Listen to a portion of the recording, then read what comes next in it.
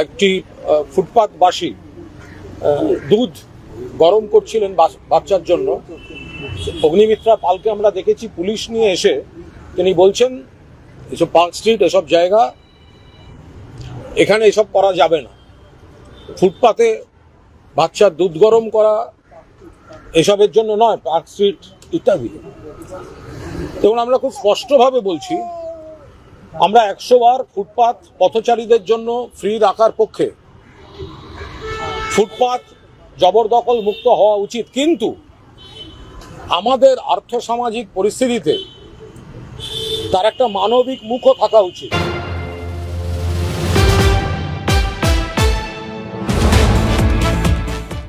আজকে মানবিকতার কথা বলা হয়েছে। আমরা মানবিক, আপনাদের থেকে মানবিকতা শিখতে হবে না।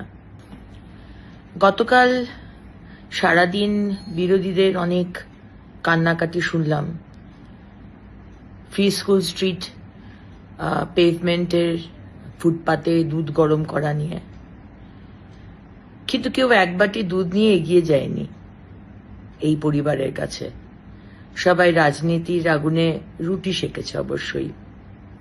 অবশ্যই এক্সপেক্ট করব কি করে, যারা 28 বছর কংগ্রেস, 34 বছর সিপিএম আর 15 বছর তৃণমূল কংগ্রেস, যারা মানুষের শুধু অ্যাডভান্টেজ নিয়েছে, মানুষকে ঠকিয়েছে, যারা অপারেশন সানশাইন করেছে, আর 15 বছর তৃণমূল তো মানবিকতা কাকে বলে সেটা তো তারা বাংলার মানুষকে ভালোই দেখিয়েছে, আমাকে আলাদা করে বলার কিছু নেই। যারা পয়সা নিয়ে ফুটপাতে হকার বসিয়েছে আর সারা কলকাতা, সারা বাংলাকে শেষ করে রেখে দিয়েছে, ছত্রে ছত্রে দুর্নীতি করেছে, এমন কোনো সেকশন নেই যেখানে দুর্নীতি হয়নি। আজকে তাদের কাছ থেকে অন্তত আমাদের মানবিকতা কাকে বলে শিখতে হবে না। এই জায়গাটিতে যেটুকু দেখেছি আমরা ভিডিওতে, দুধ গরম হচ্ছিল, পুলিশ নিয়ে এসে মন্ত্রী বলছেন যে কেন দুধ গরম করা হচ্ছে, তাতে মহিলা বলছিলেন বাচ্চার জন্য দুধ গরম করছি। আমি 100 বার ফুটপাত ফ্রি রাখার পক্ষে, কিন্তু আমাদের দেশে আমাদের আর্থসামাজিক পরিস্থিতিতে তার একটা মানবিক মুখ থাকা উচিত। মানুষ ফুটপাতে থাকেন এই বাচ্চা নিয়ে, মানুষ ফুটপাতে, তারা কেউ স্বেচ্ছায় ফুটপাতে নেই, ওনাদেরও ইচ্ছা করে কোনো ঘরে থাকার। গরিব কেউ শখ করে হয় না। মাননীয় ম্যাডাম অগ্নিমিত্রা পাল গরিব কেউ শখ করে হয় না। উনিও চান না ওনার এই বাচ্চা নিয়ে এই বৃষ্টির বাদলের মধ্যে এই ফুটপাতে সেখানে দুধ গরম করে খাওয়াতে। পুনর্বাসনের ব্যবস্থা করুন।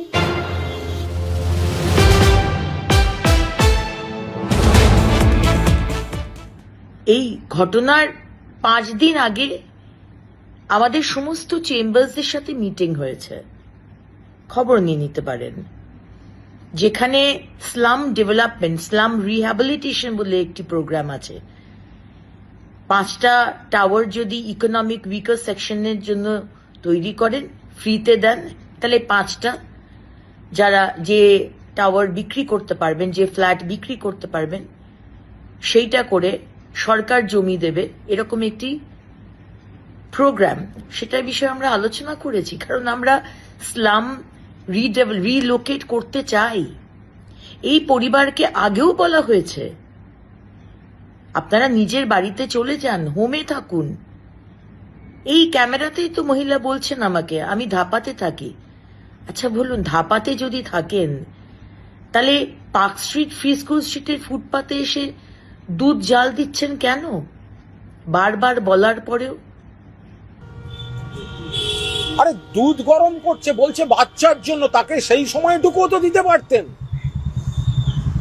তাকে বুঝিয়ে বলুন আপনি কোথায় থাকেন, কেন এখানে আসতে হয়েছে, তার সমস্যাটার তো সমাধান করতে পারেন। ক্যামেরায় ছবি তোলার জন্য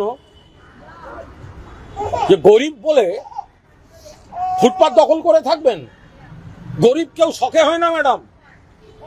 আমাদের পরম সৌভাগ্য যে আমরা একটা বাড়ি পেয়েছি, আর এরা বাড়ি পায়নি। আমি কোথাও কিন্তু জবরদখল সমর্থন করছি না, কিন্তু আজ এই স্পটে দাঁড়িয়ে আপনাকে অনুরোধ করছি, সরকার মানবিক মুখটা রাখুক।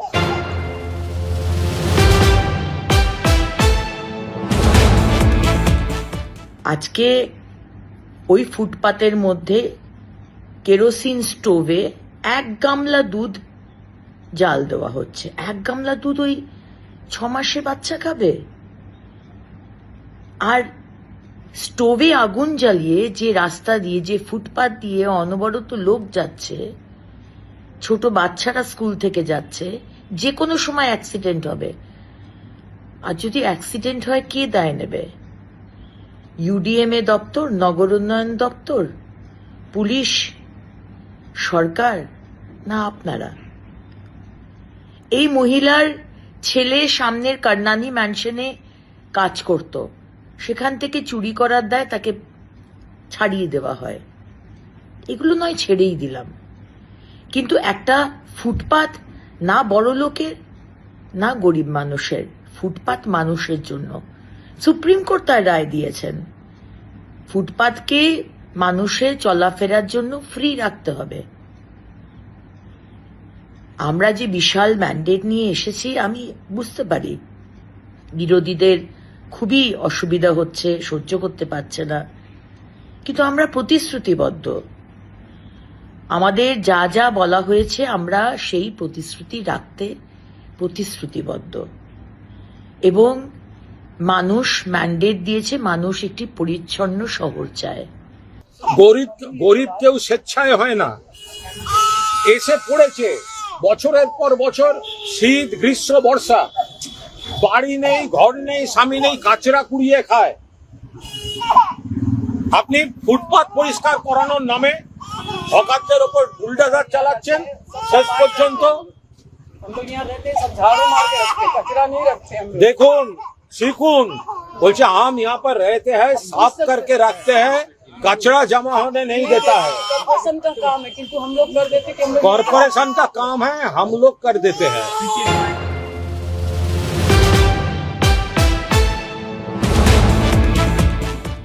ইল্লিগাল পার্কিং যদি হাঁটাই, সেখানে আপনাদের প্রবলেম হচ্ছে। কেন ইল্লিগাল পার্কিং হাঁটানো হচ্ছে? আর যদি ফুটপাতে বলা হয় যে 3 ভাগের 1 ভাগ ফুটপাতের হকার থাকুক, 3 ভাগের 2 ভাগ পেডেস্ট্রিয়ানের জন্য, পথচারীদের জন্য ছেড়ে দিন, সেখানেও আপনাদের অসুবিধে। আর যদি বলা হচ্ছে এই কেরোসিনের স্টোভ জ্বালাবেন না, সেখানেও আপনাদের অসুবিধে। কর্মসংস্থানের কথা হচ্ছে, বিনিয়োগের কথা হচ্ছে। প্রথমে তো দর্শনধারী, পরে গুণ বিচারী। আর যদি বাইরের ইনভেস্টর, বিদেশ তো ছেড়েই দিলাম, দেশেরই অন্য রাজ্যের ইনভেস্টর এসে দেখে যে অবস্থায় আমাদের ফুটপাত, রাস্তা, ফ্লাইওভার নেই, যানজট, আসবে ইনভেস্টর? তাই মাননীয় মুখ্যমন্ত্রী বলেছেন 10ই অক্টোবরের মধ্যে সমস্ত রাস্তা আমরা ঠিক করে দেব। পুলিশকে বলছেন আমি খারাপ হব, আপনারা কেন সরাননি? আরে পুলিশও তো মানুষ, 100% পুলিশও মানুষ। যে দুধটা গরম হচ্ছে বাচ্চার জন্য, পুলিশ কেড়ে নেবে? পুলিশ সরিয়ে দেবে? সরকারকে করবে একদিনের জন্য ছবি তুলে গেছেন কেন? আসুন, ফ্যামিলির সঙ্গে কথা বলুন। ফুটপাতে না থাকতে গেলে কি করা উচিত? কোনো কাজের ব্যবস্থা করে দিন।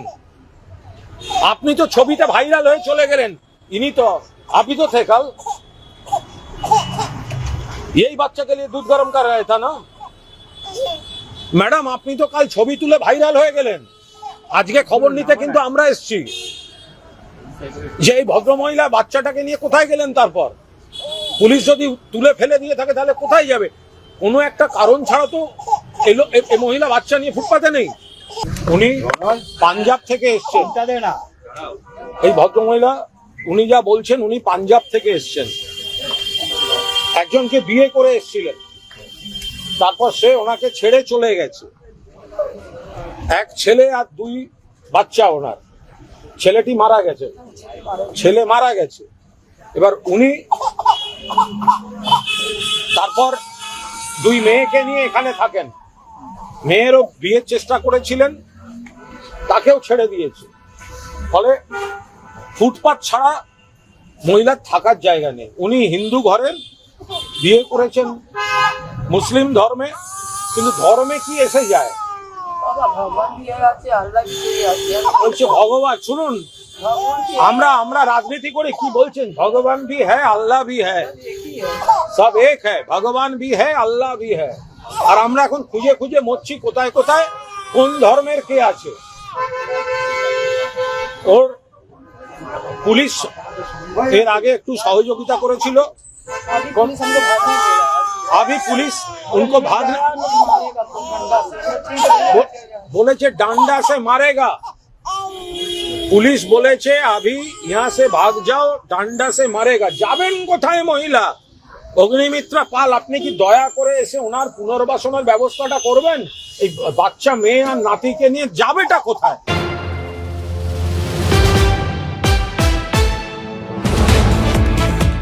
আপনারা কি করেছেন? 28 বছর, 34 বছর, 15 বছর কেন এই মানুষগুলোর মাথায় ছাদ দেননি? সরকার তো আপনাদের হাতে ছিল, কেন কর্মসংস্থান দেয়নি? কেন টাকা দিয়ে চুরি করে দুর্নীতি করে হকার বসিয়েছেন? আর আজকে আপনারা বড় বড় কথা বলেন। তাই এটাই বলার যে মানুষের বিশাল ম্যান্ডেট নিয়ে আমরা এসেছি, আমরা মানুষের জন্য কাজ করব, সে আপনাদের যতই বিরোধীদের খারাপ লাগুক। এবং কেন খারাপ লাগছে সেটা আমরা বুঝতে পারছি। মানুষ ইললিগাল পার্কিং থাকবে না, ফুটপাত পরিষ্কার পরিচ্ছন্ন থাকবে, মানুষ ইজিলি চলাফেরা করবে, স্লামদের জন্য আলাদা অ্যাপার্টমেন্ট হবে, আলাদা বাসস্থান হবে, প্রধানমন্ত্রীর আবাস যোজনা গ্রামীণ এবং আরবান আছে, সেখানে ব্যবস্থা করা হবে, স্লাম রিহ্যাবিলিটেশন স্কিম যেটা আছে তার মধ্যে ব্যবস্থা করা হবে, ইনভেস্টমেন্ট আসবে, ল্যান্ড পলিসিও হবে, আর ইজ অফ ডুইং বিজনেসও হবে। কিন্তু প্রথমে শহরটাকে, কলকাতা পশ্চিমবঙ্গের মুখ জানলা, সেটাকে সুন্দর করতে হবে। আমাদের সবাইকে ডিসিপ্লিন হতে হবে, সবাইকে। একা একটা সরকারের পক্ষে সম্ভব নয়। আর বিরোধীরা, আপনারা কোনোদিন কাউকে, যে দলে ছিলেন, অন্য দলরা কোনোদিন কাউকে কাজ করতে দেননি, শুধু বিরোধিতাই করে গেছেন। অবশ্যই বিরোধিতা করবেন, কনস্ট্রাকটিভ বিরোধিতা করুন, ডিস্ট্রাকটিভ বিরোধিতা করবেন না, অনাবশ্যক সমালোচনা করবেন না। হ্যাঁ, আমি হয়তো চিৎকার করে বলেছি, সেটা হয়তো আমার আরেকটু সফটলি বা একটু বুঝিয়ে বলা দরকার ছিল।